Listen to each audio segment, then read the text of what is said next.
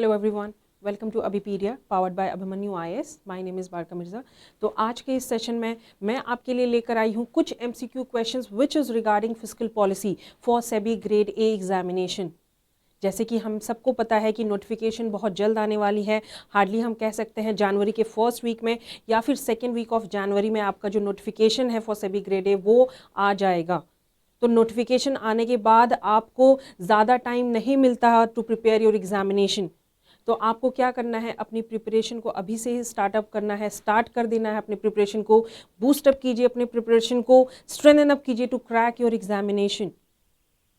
Okay, तो आज के इस सेशन में हम कुछ एमसीक्यूज डिस्कस करेंगे which is regarding fiscal policy, which is a very important topic for your examination, है कि नहीं। तो बिफोर वी स्टार्ट मैं आपको हमेशा कहती हूँ प्लीज़ सब्सक्राइब कर लीजिए हमारे चैनल को। जब भी हमारी लेक्चर्स होगी आपको नोटिफिकेशन मिल जाएगा। एंड आपने क्या करना है, आपने सेशन को ज़्यादा से ज़्यादा शेयर करना है, ठीक है। तो let's begin with this session. Okay, अगर आपको कोई भी इंपॉर्टेंट डिटेल्स चाहिए regarding any product of our organisation, whether we are talking about the study materials और दी टेस्ट सीरीज और दी माइक्रो कोर्सेज या सब्जेक्ट वाइज कोर्सेज या complete courses, आपने क्या करना है, हमारे डिस्क्रिप्शन बॉक्स से विजिट करना है। वहाँ पे आपको सारी इन्फॉर्मेशन अवेलेबल मिल जाएंगी, या फिर आप एक कॉन्टैक्ट नंबर पे कॉल कर सकते हो, दैट इज़ 7837773651। इस नंबर पे आप कॉन्टैक्ट करिएगा तो आपको सारी इन्फॉर्मेशन मिल जाएगी which is for SEBI grade A, ठीक है। तो चलिए, तो हमारा जो एमसीक्यू है आज का that is for regarding fiscal policy. अगर हम फिस्कल पॉलिसी की बात करते हैं, हमारे कंट्री की इकॉनमी कैसे ग्रो करेगी, कैसे डेवलप करेगी, इन्फ्लेशन जो है वो कैसे स्टेबल रहेगा, एम्प्लॉयमेंट अपॉर्चुनिटीज़ है जो लोगों को कैसे मिलेगा, तो ये सारी जो चीज़ें हैं वो कैसे स्टेबल रहेगी हमारी कंट्री के ग्रोथ के लिए, डेवलपमेंट के लिए। तो गवर्नमेंट क्या करती है, कुछ स्टेप्स लेती हैं। The two steps are fiscal policy and monetary policy for the growth and development of the country, for the price stability, for the employment in the country, है ना। तो आज हम कुछ MCQs करेंगे रिगार्डिंग फिस्कल पॉलिसी। अब fiscal policy क्या है, जैसे कि मैंने आपको कहा कि गवर्नमेंट दो मेजर्स अपनाती है, दो पॉलिसीज अपनाती है, that is monetary policy. Monetary policy क्या हो जाता है, जब हमारी कंट्री में मनी सप्लाई बहुत ज़्यादा बढ़ जाती है, मनी सप्लाई जब बढ़ती है तो इन्फ्लेशन हो जाता है, महंगाई बहुत ज़्यादा बढ़ जाती है, लोगों के पास पैसा बहुत ज़्यादा हो जाता है, वो डिमांड ज़्यादा करते हैं, वो इन्वेस्टमेंट ज़्यादा करते हैं। तो मॉनेटरी पॉलिसी का मनी सप्लाई बढ़ने का एक ये कंडीशन हो गया। एंड सेकंड कंडीशन क्या हो जाता है कि लोगों के पास जब पैसा नहीं रहता है तो उनके डिमांड्स भी कम रहते हैं, वो कंजम्पशन पे कम खर्चा करते हैं, इन्वेस्टमेंट कम करते हैं, है कि नहीं। तो ये इस चीज़ को मेंटेन रखने के लिए हमारी सरकार कौन सी पॉलिसी अपनाती है, दैट इज मॉनेटरी पॉलिसी। ये तो भाई हमने बात कर ली मॉनेटरी पॉलिसी की, ओके, जहां पे दो कंडीशन अप्लाई हो रहा था। अब एक्चुअली सेकंड कंडीशन जो है दैट इज फिस्कल पॉलिसी। हमारी सरकार जो है, हमारी गवर्नमेंट जो है वो फिस्कल पॉलिसी कब अपनाती है, ये मेजर कब अपनाती है। फिस्कल पॉलिसी एक्चुअली क्या है, फिस्कल पॉलिसी की गवर्नमेंट जो टैक्स कलेक्ट करती है, the use of tax, the use of government revenue and expenditure to influence the country's economy, that is fiscal policy। कि government जो tax collect करती है हमसे as revenue and जो वो spend करती है, expenditure खर्चा करती है कंट्री में, इकोनॉमी के लिए खर्चा करती है, expenditure expenses जो खर्चा करती है, तो उसका यूज क्या है, the use of government revenue and expenditure, that is fiscal policy. की कंट्री में, हमारे जो कंट्री में हमारी इकोनॉमी भी ग्रोथ हो, हमारी कंट्री की इकोनॉमी भी ग्रोथ हो, प्राइस स्टेबिलिटी मेंटेन रहे एंड एम्प्लॉयमेंट अपॉर्चुनिटीज भी लोगों को मिले। तो ये क्या है, फिस्कल पॉलिसी, ओके। तो इसके ऊपर ही हम आज कुछ क्वेश्चंस डिस्कस करेंगे। तो चलिए, पहला question regarding fiscal policy. Monetary policy के भी क्वेश्चंस हम करेंगे but in the next session. आज हम क्वेश्चंस करेंगे ऑन फिस्कल पॉलिसी, ओके। आपने क्वेश्चन को पढ़ना है अच्छे से, आंसर को भी, ऑप्शंस को भी पढ़ना है, उसके बाद आपने जवाब देना है, ओके। चलिए, one of the most significant fiscal policy objectives in India is to bring the revenue expenditure and receipt to the same level. Which of the following steps will help to achieve that objective? Actually आपको पूछा गया, हमें पता है कि what is fiscal policy, तो उसके main objectives क्या हैं? मेन ऑब्जेक्टिव क्या है कि जो रेवेन्यू एक्सपेंडिचर है, सरकार जो टैक्स कलेक्ट करती है एज रेवेन्यू जो उनके पास आता है वो स्पेंड करती है, एंड जो रिसीव्स होता है, जो खर्चा होता है, रेवेन्यू जो खर्चे होते हैं या फिर जो रेवेन्यू हमें रिसीव होता है उसका रिसीप्ट, वो जो है वो मेंटेन रहे, वो सेम लेवल पे रहे, to bring the revenue expenditure and receipt at the same level. तो इनमें से वो कौन सा ऑब्जेक्टिव है? Options are the efforts to raise the total profit for public sector units, कि सरकार जो जितनी भी एफर्ट्स लगाती है basically to increase the total profits for public sector units, या फिर B the efforts to improve the revenues from the tax collection, जो भी सरकार हमारी एफर्ट्स लगाती है to improve the revenue, revenue जो सरकार के पास आती है, गवर्नमेंट के पास आती है, कहाँ से आती है? टैक्स जो हमसे वो कलेक्ट करते हैं। C the efforts to slow the growth rate, कि हमारी जो ग्रोथ रेट फॉर एक्सपेंडिचर जो सरकार हमारे खर्चा करती है देश के ऊपर, इंफ्रास्ट्रक्चर के ऊपर, डिफरेंट प्रोजेक्ट्स के ऊपर, उसको स्लो कर दे इन द कंट्री, या फिर D all of the above. क्या होगा इसका correct option? One of the most significant fiscal policy objectives in India is to bring the revenue expenditure, कि हमारी revenue expenditure जो है and receipt जो है सेम लेवल में लाना है। Which of the following steps will help to achieve that objectives?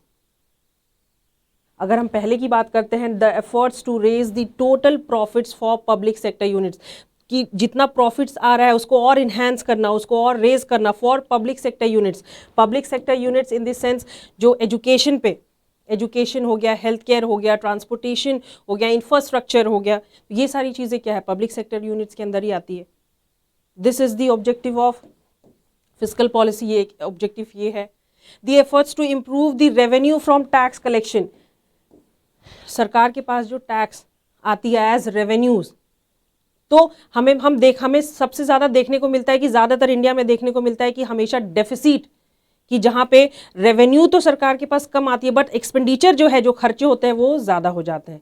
तो the efforts to improve the revenue from tax collection, this is also an important steps to achieve that objectives, कि revenue जो है वो सरकार के पास थोड़ा ज़्यादा आना चाहिए, उसमें इम्प्रूवमेंट चाहिए। Then see we have the efforts to slow down the growth rate for expenditure. Normal सी बात है, जब डेफिसिट कब हो जाता है हमारे देश में? डेफिसिट कब हो जाता है? जब सरकार के पास रेवेन्यू, पैसा जो है, इनकम जो है वो कम आता है, एंड इनकम कम आता है, एक्सपेंडिचर, खर्चा जो है वो सरकार का ज़्यादा होता है देश के लिए, तो उसको भी थोड़ा खर्चा जो ज़्यादा हो रहा है तो उसको क्या करना है? कम करना है। तो the correct option is D, all of the above. यहाँ पे तीन चीज़ों की ज़रूरत है, टोटल प्रॉफिट्स को भी इंक्रीज करना है, एनहेंस करना फॉर पब्लिक सेक्टर, रेवेन्यूज़ कैसे इंक्रीज होगा, इंप्रूवमेंट कैसे आना है रेवेन्यू में from tax collection, and third जो एक्सपेंडिचर है, एक्सपेंसेस है, जो खर्चा है, उसको कम करना है। So D, all of the above is the correct option. जैसे कि मैंने आपको कहा कि बेसिकली फिस्कल पॉलिसी क्या है? द यूज़ ऑफ गवर्नमेंट जो टैक्स कलेक्ट करते हैं, the use of revenue and expenditure, उसका क्या इफेक्ट पड़ रहा है हमारे कंट्री की इकोनॉमी में, and it depends on full employment, economic growth, control debts, जो हमारी कंट्री जो दूसरे कंट्रीज से उधारी लेती है, पैसा लेती है, लोन्स लेती हैं, देन कंट्रोल इन्फ्लेशन, महंगाई को कैसे कंट्रोल करना है, प्राइस स्टेबिलिटी कैसे लाना है, रीडिस्ट्रीब्यूशन एंड पॉलिटिकल, हर एक स्टेज पे, हर एक डिफरेंट एक्टिविटीज़ पे ये सारी चीज़ें होनी ज़रूरी है। तो 6 main objectives of fiscal policy, जैसे कि मैंने आपको बताया था, economic growth, employment, price stability, to control inflation, so these are the basic objectives of fiscal policy, important objectives of fiscal policy. कि गवर्नमेंट मनी कैसे रिसीव करती है एंड उसे स्पेंड किस तरह से करती है डिफरेंट एक्टिविटीज़ पे। Okay, then fiscal consolidation is one of the objectives of India's economic policy, which of the following would help in fiscal consolidation. आपको एक्चुअली पूछा गया है कि what is fiscal consolidation. Which of the following would help in fiscal consolidation? 1, increasing taxes comes under fiscal consolidation, या फिर second we have getting more loans, या फिर third reducing subsidies, कि subsidies को जो है वो cut करना है. Select the correct option using the codes given below. A 1 and 2 only, B 1 and 3 only, C 2 and 3 only, या फिर D 1, 2 and 3. Actually, what is fiscal consolidation?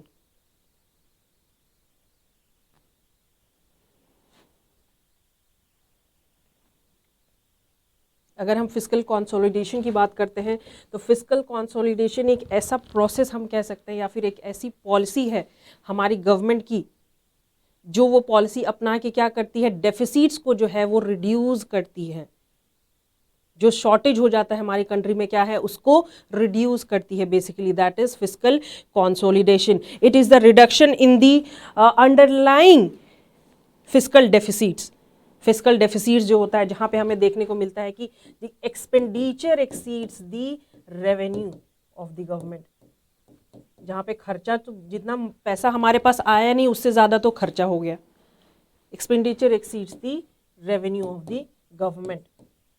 That is fiscal consolidation. अब मैंने आपको बता दिया है. तो fiscal consolidation includes whether increasing taxes, या फिर फिस्कल कंसोलिडेशन कैसे हमें हेल्प कर सकता है वाइल इंक्रीजिंग टैक्सेस या गेटिंग मोर लोन्स, या फिर third one we have reducing subsidies. Normal सी बात है इंक्रीजिंग टैक्सेस तो इसमें आएगा ही. गवर्नमेंट के पास रेवेन्यू कब इम्प्रूव होगी, रेवेन्यू कब ज़्यादा होगी, जब वो टैक्स को इंक्रीज करेंगे. तो ये तो एक रीज़न है फिस्कल कंसोलिडेशन का. Then getting more loans. Already हमारी जो कंट्री है वो डेफिसिट में है, हम लॉस मेक में जा रहे हैं. तो क्या लोन्स लेके, क्या लोन्स तो हम ले लेंगे. मान लो फॉर एन एग्जाम्पल अगर 5 लाख का लोन लिया है तो 5 लाख का तो लोन ले लिया है मैंने दूसरे देश से, ठीक है, फॉर एन एग्जाम्पल, या कि ले लिया है 5 लाख का लोन. लेकिन जब मैं उसे जब पे आउट करूंगी, रिपे करूंगी लोन, तो क्या मुझे 5 लाख में ही देना पड़ेगा, या तो वो 6 लाख होगा या 6.5 लाख होगा, 1.5 लाख या 1 लाख रुपए एक्स्ट्रा देना पड़ेगा. तो getting more loans will not include under fiscal consolidation. And reducing subsidies, yes, reducing subsidies, कि सब्सिडीज़ जो हम देते हैं डिफरेंट एक्टिविटीज़ में उसको अगर रिड्यूस कर दें तो ये एक रीज़न हो सकता है हमारा फिस्कल कंसोलिडेशन का for the growth, for the development of the economy. So the correct option will be B1 and 3 only. ये फिस्कल कंसोलिडेशन एक ऐसा प्रोसेस हम कह सकते हैं जहाँ पे गवर्नमेंट पॉलिसी अपनाती है कैसे हम जो अपने डेफिसिट को है कम कर सके, फिस्कल डेफिसिट को हम कम कर सकें, एंड जो डेब्ट्स है हमारे कंट्री के जो एक्यूमुलेशन ऑफ डेब्ट स्टॉक है उसको भी कैसे रिड्यूस कर सके. तो that comes under fiscal consolidation. It is a reduction in the underlying fiscal deficit, जहाँ पे हमें दिखता है गवर्नमेंट की जो रेवेन्यू है वो कम रहती है as compare to the expenditure. So by increasing revenue and decreasing expenditure we can undertake fiscal consolidation. हमें क्या करना है, रेवेन्यू को इंक्रीज करना है. कैसे इंक्रीज करेंगे, वाइल डिक्रीजिंग द एक्सपेंडिचर, खर्चा हमें कम करना है, रेवेन्यू जो है वो ज़्यादा कलेक्ट करना है. Then only we can undertake fiscal consolidation. While getting more loans में इंक्रीज रिसीप्ट्स. अगर हम लोन्स लेते हैं, जैसे कि मैंने आपको कहा दूसरे कंट्री से अगर लेते हैं, ले तो लिया, बट जब हम उसे रिपे करेंगे तो हमें एक्स्ट्रा पे करना पड़ता है विद इंटरेस्ट. तो ये तो एक लॉस ही हो रहा है समझो. And increasing taxes and reducing subsidies will of course increase revenue. जब हम टैक्स इंक्रीज करते हैं, सब्सिडीज को रिड्यूस करते हैं, तो ये जनरली हमारी जो रेवेन्यू है कलेक्ट होगी वो ज़्यादा होगी, एंड जो एक्सपेंडिचर है वो कम होगी, कंट्रीब्यूटिंग टू फिस्कल कंसोलिडेशन. ठीक है, चलिए next question. Okay, consider the following statements regarding the input tax credit. Direct question है कि what is ITC, input tax credit क्या है. Options are A1, it is a mechanism to avoid a cascading of taxes.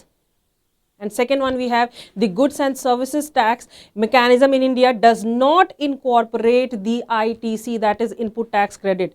तो इनमें से कौन सा statement जो है वो करेक्ट है? 1 only, B 2 only, C both, या फिर D neither 1 nor 2? What is ITC, input tax credit? Important question है.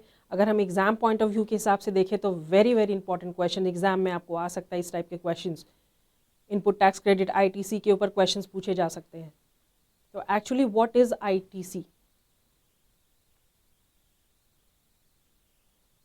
अगर हम इनपुट टैक्स क्रेडिट की बात करते हैं तो बेसिकली ये क्या है कि जब हम टैक्स पे करते हैं, while we are paying the taxes, मान लो कि हमने कुछ सामान परचेज किया है, ठीक है, तो आउटपुट बेसिकली क्या हो जाता है, जो हमारा फाइनल प्रोडक्ट्स है, फाइनल प्रोडक्ट्स के ऊपर जो हम टैक्स पे आउट करते हैं. मान लो ये हमारा 450 है, रुपीज 450. एंड इनपुट क्या हो गया कि जब हम वो रॉ मटेरियल्स जो है वो परचेज करते हैं, परचेज करने के टाइम में मान लो ऑलरेडी हमने 300 रुपीज जो है वो पे कर दिया है. तो eight the time of paying taxes, जब हम आउटपुट के टाइम पे जब हम टैक्स पे करते हैं, उसका कॉस्ट कितना हो जाता है 450. लेकिन हमने जब इनपुट खरीदा था, आउटपुट क्या हो गया हमारा फाइनल प्रोडक्ट, लेकिन इनपुट जब हमने परचेज किया था रॉ मटेरियल्स, उसी में हमने टैक्स ऑलरेडी भर दिया था, पे कर दिया था of rupees 300. That is, at the time of paying taxes on output, you can reduce the tax you have already paid on input. At the time of paying taxes, जब आप output के टाइम पे जब आप tax भरोगे तो input में तो already आपने 300 भर दिया था, तो बचा कितना आपका, ओनली 150 रुपीज. तो आप 300 का क्लेम कर सकते हो कि eight the time of paying input, मतलब जब हम इनपुट पे मैं अपना टैक्स भर रही थी तो उस टाइम पे मैं ऑलरेडी 300 पे कर चुकी हूँ, तो मुझे बाकी अब कितना पे करना है, ओनली 150 रुपीज. 450 में से फाइनल प्रोडक्ट जो है उसका कॉस्ट है टोटल 450 टैक्स, लेकिन परचेज जब मैंने रॉ मटेरियल किया था उसमें ऑलरेडी मैंने 300 पे कर दिया, तो बचा कितना मेरा 150. तो आप क्लेम कर सकते हो, that is input tax credit. आप क्लेम कर सकते हो कि आपने 300 ऑलरेडी टैक्स पे कर दिया है, बट आपको कितना पे करना है, 150 rupees only. So this is input tax credit. तो ये क्या है, it is a mechanism of avoid cascading of taxes, या फिर B the goods and services tax mechanism in India does not incorporate the ITC. जी हाँ, A is the correct option, A 1 only. It is a mechanism, ये एक ऐसा tool है to avoid cascading of taxes. अगर आपने already pay कर दिया है at the time of input, तो आप क्लेम कर सकते हो आईटीसी कि आपने ऑलरेडी इतना पे कर दिया है, आपको बस 150 रुपीज़ ही पे करना है extra, not 450 eight the time of output final product. So correct option क्या होगा, ए 1 ओनली. ठीक है. Uninterrupted and seamless chain of input tax credit is one of the key features of goods and services tax. अगर हम second option की बात करते हैं, ओके, अगर हम सेकेंड ऑप्शन की बात करते हैं, the goods and services tax mechanism in India does not incorporate the ITC, it incorporates the ITC. अगर आप एक मैन्युफैक्चरर हो या बिजनेसमैन हो, अगर आप इन कारोबार में इन्वॉल्व हो, तो आप ITC क्लेम कर सकते हो. So this is an incorrect statement. तो पहला जो स्टेटमेंट है वही आपका करेक्ट है. So A is the correct statement. Okay, तो कंफ्यूज नहीं होना है आपने. Important feature of goods and services tax, ये इंटायर सप्लाई चेन में है, at the time of production, at the time of distribution, marketing, to the final consumers. तो ये जो टैक्स इम्पोज है ये by the central government and the state government दोनों के हिसाब से है. जो भी टैक्सेस में जो भी टैक्स जो है वो चार्ज किया जाता है बाय द सेंट्रल और द स्टेट गवर्नमेंट्स. ठीक है, तो बस आपने इतना याद रखना है आईटीसी क्या है, जो फाइनल प्रोडक्ट्स के टाइम पे जो आपको अमाउंट शो करता है वो चीज़, एंड आपने परचेज करने के टाइम पे जो मटेरियल जब आपने परचेज किया उस टाइम आपने कितना टैक्स भर दिया है, तो आउटपुट के टाइम पे आपको उतना टैक्स भरना नहीं पड़ेगा, जो अमाउंट जो बच गया है उतना ही आपको पे करना है. Okay. Then Which of the following agencies is responsible for formulating the fiscal policy in India? This is an easy one. इनमें से कौन सी ऐसी अथॉरिटी है या एजेंसी है जो कि रिस्पॉन्सिबल है for formulating the physical policy in India? SEBI, that is securities and exchange board of India, B reserve bank of India, C ministry of finance government of India, या फिर national bank for agriculture and rural development, that is NABARD. क्या होगा इसका correct option? Which of the following agencies is responsible? जी हाँ, that is C, ministry of finance government of India. Nirmala Sitharaman जी अभी जो है मिनिस्ट्री ऑफ फाइनेंस है कि नहीं. फिजिकल पॉलिसी बेसिकली क्या है? Guiding force that helps the government to decide how much money it should be spend. कितना मनी हमारे पास आया है, कितना हमें स्पेंड करना है to support the economic activities, and how much revenue it must earn for the system to maintain the system to keep the wheels of the economy running smoothly. कितना हमें पैसा हमारे पास आया है, कितना हमें खर्च करना है कि हमारी जो इकोनॉमी है वो स्मूथली चले. That is physical policy. Okay, तो ये कौन सी अथॉरिटी है? हमारी जो फाइनेंस मिनिस्टर है एंड गवर्नमेंट ऑफ इंडिया. चलो, the physical responsibility and budget management act aimed for. Basically FRMB act के बारे में आपको पूछा गया है. उसका मेन एम क्या है? What is FRMB? पहला है जो ऑप्शन है that is eliminating both revenue deficit and physical deficit. At second one we have giving flexibility to RBI for inflation management. Which of the statement given below is और are correct? One only, B two only, C both, या फिर D neither one not two. FRMB act क्या है? What is FRMB act? आपने option को अच्छे से पढ़ना है, एक एक वर्ड जो है वो अच्छे से पढ़ना है, उसके बाद ही ट्राई कीजिएगा सॉल्व करने की. Eliminating both revenue deficit and physical deficit. क्या physical deficit and revenue deficit को हम ख़त्म ही कर देना है, या फिर ये एक ऐसा एक्ट है जो कि फ्लेक्सिबिलिटी देती है RBI को इन्फ्लेशन को मैनेज करने के लिए? FRMB act. तो कौन सा स्टेटमेंट इनमें से करेक्ट है? अगर हम पहला स्टेटमेंट की बात करते हैं that eliminating both revenue deficit and physical deficit, नहीं, not eliminating but reducing the revenue deficit and physical deficit. Not eliminating, उसको हमेशा के लिए ख़त्म नहीं करना है. जो रेवेन्यू में जो डेफिसिट आ रहा है, बेसिकली जो एक्सपेंडिचर, जो एक्सपेंसेस पे ज़्यादा खर्चा हो रहा है, रेवेन्यू हम लोगों को जो है वो कम रिसीव हो रहा है, उसको हमेशा के लिए ख़त्म नहीं करना है. उसको और इम्प्रूव करने के लिए क्या क्या स्ट्रैटेजीज चाहिए, क्या क्या प्लानिंग चाहिए, वो गवर्नमेंट कर सकती है, बट हम इसे रिड्यूस कर सकते हैं, reducing both revenue deficit and physical deficit. And second one we have giving flexibility to RBI for maintaining inflation management. जी हाँ, ये जो एक्ट है FRMB एक्ट है, ये हेल्प करती है RBI की टू मेंटेन इन्फ्लेशन, कि इन्फ्लेशन को बेसिकली हम कैसे स्टेबलाइज कर सकते हैं. जैसे कि मैंने आपको कहा था कि इन्फ्लेशन हमारे कंट्री में कब आ जाता है? जब मनी सप्लाई बहुत ज़्यादा हो जाती है, लोगों के पास बहुत ज़्यादा पैसा हो जाता है, महंगाई बढ़ जाती है, लोग डिमांड ज़्यादा करते हैं, इन्वेस्टमेंट ज़्यादा करते हैं, कंजम्पशन पे खर्चा ज़्यादा करते हैं. तो ये एक कंडीशन है कि हम इन्फ्लेशन को कैसे स्टेबलाइज करके रख सके, कम करके रख सके, ताकि लोगों के ऊपर ज़्यादा प्रेशर ना आए. तो this is the correct statement. तो करेक्ट ऑप्शन क्या होगा? The correct option is B2 only.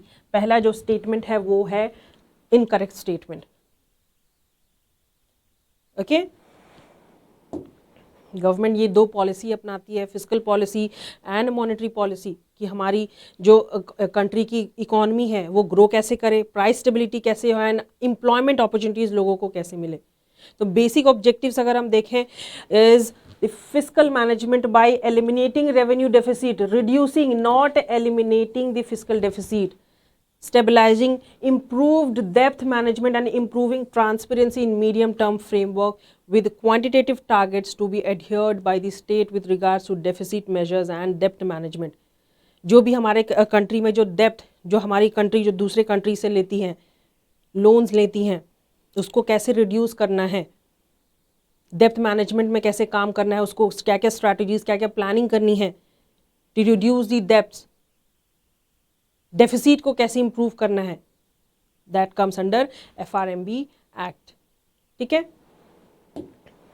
चलिए, which of the following is not a part of the revenue received for the government of India, इनमें से कौन सा ऐसा ऑप्शन है जो कि पार्ट नहीं है revenue received for the government of India, not.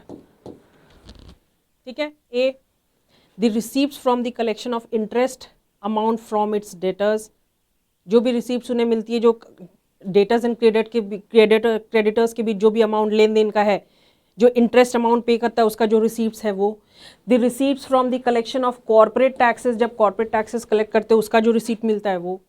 The dividends and profit जो कि रिसीव किया जाता है from the public sector units, public sector units in the sense जैसे कि हमारी जो गवर्नमेंट, जो सरकार है, जो खर्चा करती है लोगों के लिए, public sector units includes education, health care, transportation, infrastructures पे।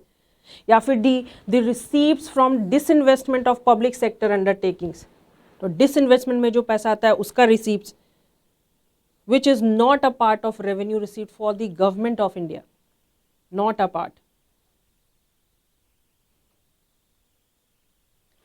अगर हम receives from the collection of interest amount from its debtors and credits, this will be included under the revenue receives from the government of India. Then collection of corporate taxes, ये भी include होगा under the revenue receives. Third, जो dividend and profits earn from the public sector unit, this will also included under the revenue receive for the government of India. But the disinvestment से जो revenue जो collect हुआ, receives जो आ रही है, वो चीज़ included नहीं होगी under the revenue receive for the government of India.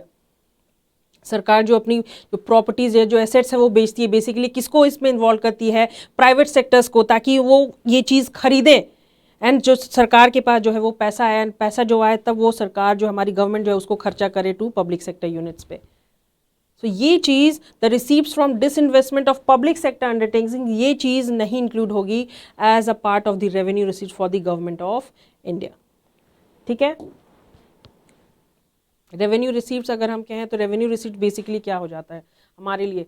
For an example, अगर हमारा ज़मीन है, हमने उसे रेंट पे दे दिया, मंथली जो रेंट हमें मिल रहा है that comes under revenue receives. हमने घर लिया है, घर हमने रेंट पे दे दिया, उसका जो रेंट आ रहा है that will come under revenue receives. दुकान है, दुकान किसी को दे दिया है, वो उसका रेंट आ रहा है, जहाँ पे आपको इनकम रिसीव हो रहा है that comes under revenue receives. तो गवर्नमेंट का बेसिकली अगर हम कहें तो रेवेन्यू रिसीव्स क्या हो जाता है, जो टैक्सेस, जो interest, basically profit and dividend जो इंटरेस्ट आता है उसका, तो these are included under revenue received for the government of India. Okay, चलिए next question, which of the following is not a part of the development expenditure. अब आपको पूछा गया है, the question is asked regarding development expenditure undertaken by the government of India. The grants provided to state governments, जो भी grants provide किया जाता है स्टेट्स को, स्टेट गवर्नमेंट्स को, वो चीज़। The government towards providing community and social services, community and social services के लिए जो एक्सपेंडिचर किया जाता है। Then third, the expenditure towards providing economic services, economic services in the sense the telephone and utility services हो गया, then financial services हो गया, लीगल एंड फाइनेंशियल सर्विसेज हम कह सकते हैं, देन लॉजिंग सर्विसेज हो गया, तो these are included under economic services. या फिर D, the expenditure as a part of the defence budget. Which of the following is not a part of the development expenditure? जी हाँ, D, the expenditure as a part of defense budget will not be included under the development expenditure undertaken by the government of India. जो भी grants provide किया जाता है to state governments, ये included है। जो भी community and social services in the sense education, infrastructure, healthcare, ये सारी चीज़ें, transportation, ये सारी चीज़ें included है as a part of development expenditure. Then providing economic services will also include, but defense budget जो है, expenditure जो बनाया जाता है, जो खर्चा बनाया जाता है defense budget में, वो चीज़ included नहीं होगी under defense expenditure undertaken by the government of India. ठीक है, चलिए। Then last question, the central government had recently allowed additional borrowing limits to the states. हमारी जो सेंट्रल गवर्नमेंट है उन्होंने रिसेंटली बोरोइंग का एक लिमिट लगा दिया है to the states for current financial year, subject to which of the following reforms. इनमें से कौन से ऐसे रिफॉर्म्स में हमारी सेंट्रल गवर्नमेंट जो है वो बोरोइंग्स में लिमिट लगा दी है। First one we have implementation of one nation one ration card system. Second one we have ease of doing business reforms, and third one we have implementation of national education policy 2020. इनमें से कौन सा option जो है वो correct है? 1 and 2, B 2 and 3, C 1 and 3 only, या फिर D all of the above? इनमें से कौन सा ऐसा जो रिफॉर्म्स है जो हमारी सेंट्रल गवर्नमेंट ने, जिसमें सेंट्रल गवर्नमेंट जो बोरविंग्स होती है, बोरविंग्स में लिमिट लगा दी है to different states for the current financial year 2021-22? Whether implementation of one nation one ration card, ease of doing business, या फिर third implementation of national education policy 2020? Implementation of one nation one ration card system basically क्या है? पूरे country में जितनी भी सारी beneficiaries हैं, अगर वो इनके अंदर है, one nation one ration card अगर उनके अंदर है, तो वो कोई भी कंट्री के कोई भी स्टेट में या डिफरेंट एरिया में या फिर रीजन में उन्हें फेयर प्राइस पे फ्रूट ग्रेन्स मिल जाएगा, कोई भी शॉप पे, कोई भी ग्रोसरी शॉप पे, अगर उनके पास कार्ड हो under national food security act. Okay, and ease of doing business reforms. तो इनमें जो है, इन दोनों में जो है हमारी सरकार ने क्या लगा दिया? एडिशनल बोरोइंग लिमिट्स, कि कितने परसेंटेज ऑफ लिमिट में ही बोरोइंग्स की जाएगी to the states for current financial year. And implementation of national education policy 2021 नहीं, इन पे कोई लिमिटेशंस नहीं है. So the correct option is A 1 and 2 only. ध्यान रखना है आपने, ठीक है. अगर हम देखें तो due to the pandemic, due to the कोविड-19 जो सिचुएशन आ गया था, उसके हिसाब से हमारी सेंट्रल गवर्नमेंट ने in May 2020 allowed additional borrowing limits up to 2% of GSDP, that is gross state domestic product पे, to the states for the year 2020-21 में 2% का लिमिटेशंस लगाया है बोरोइंग्स पे, ठीक है. And 1% of this is subject to implementation of following 4 specific state level reforms. जितने भी सारे रिफॉर्म्स है state level, basically business entrepreneurs के लिए, उसमें भी कितना बोरोइंग पे लिमिटेशन है? 1%. And E weightage of each reforms कितना रहेगा? That is 0.25% of GSDP, that is gross state domestic product. कि डिफरेंट स्टेट पे एक्चुअली कितना हमने स्पेंड किया, एंड उसका कितना एक्चुअली कितना इनकम हम अर्न कर रहे हैं during a period of time, ठीक है. तो गाइज, आज का जो हमारा सेशन है वो यहीं पे ओवर होता है. हम मिलते हैं अपने नेक्स्ट सेशन में. कोई भी क्वेरी हो रिगार्डिंग एनीथिंग, आप कमेंट करके पूछिए, हम आपको आंसर देंगे. तो थैंक यू एवरीवन. हम मिलते हैं अपने नेक्स्ट सेशन में.